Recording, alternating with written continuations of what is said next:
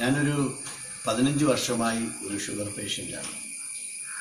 പല മരുന്നുകൾ, ഇംഗ്ലീഷ് മരുന്ന് ധാരാളം അനുഭവിച്ചു.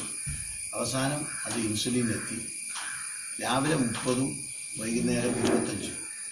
ഈ തോതിൽ ഉച്ച സമയത്ത് ഒരു ഗുളിക. ഇങ്ങനെ എൻ്റെ ജീവിതത്തിൽ ഈ ഷുഗറിനെ ഒന്ന് കൺട്രോൾ ചെയ്യാൻ വേണ്ടി ഇത്രയധികം മരുന്ന് ഞാൻ ഉപയോഗിക്കേണ്ട സ്ഥിതിയിലായിരുന്നു. എന്നാൽ ഈ അടുത്ത കാലത്താണ് സതീഷിനെ പരിചയപ്പെടാനിടയായത്. ഇങ്ങനൊരു ഐക്കോഫി എന്ന ഒരു കാര്യത്തെക്കുറിച്ച് പറയാനിടയായത്.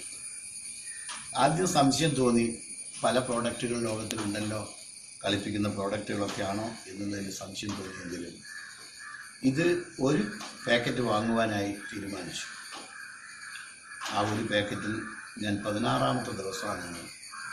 ഈ 16 ദിവസം കൊണ്ട് എനിക്ക് 40 പോയിൻ്റ് ഇൻസുലിൻ കുറയ്ക്കുവാൻ സാധിച്ചു. 40 പോയിൻ്റ് ഇൻസുലിൻ കുറയ്ക്കുക മാത്രമല്ല, എൻ്റെ ശരീരത്തിന് ആ പഴയ ഓജസ് എനിക്ക് വീണ്ടും തിരിച്ചു കിട്ടുന്നതായിട്ട് എനിക്ക് അനുഭവപ്പെടാനുണ്ടായി. എൻ്റെ ശരീരം സാധാരണ ഷുഗർ പേഷ്യൻ്റായ എല്ലാവർക്കും അറിയാവുന്നൊരു കാര്യമുണ്ട്. വിശന്നു പോയാൽ അവർക്ക് വിറവരും. ഇൻസുലിൻ ശരീരത്തിൽ കൂടുതലായി ഇൻസുലിൻ ഇല്ലാതെ വരുമ്പം അവർക്ക് ക്ഷീണം വരും, ഭയങ്കര ക്ഷീണം വരും.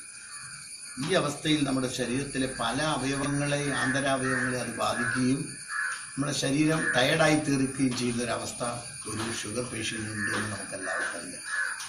എന്നാൽ എൻ്റെ ഈ ചുരുങ്ങിയ നാളുകളിൽ, ഈ 15 ദിവസങ്ങൾ കൊണ്ട് തന്നെ എൻ്റെ ശരീരത്തിന് വ്യക്തമായ വ്യത്യാസം എനിക്ക് തിരിച്ചറിയാൻ സാധിക്കുന്നു.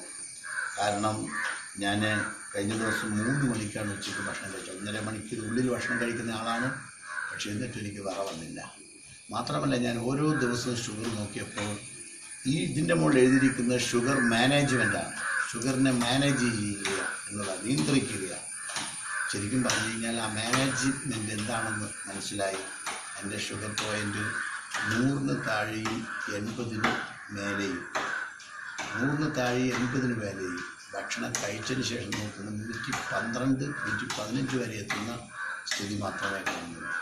ശരിക്കും പറഞ്ഞാൽ ഞാൻ ഈ 15 കൊല്ലത്തിനിടയ്ക്ക് ആ പോയിന്റിൽ നിർത്താൻ എനിക്ക് ഇതുവരെ കഴിഞ്ഞിട്ടില്ല. ഒന്നിന് താഴേക്ക് പോകും, അല്ലെങ്കിൽ മേലേക്ക് പോകും. 140-ന് താഴെ കുറഞ്ഞ സംഭവം ഞാൻ ഭക്ഷണം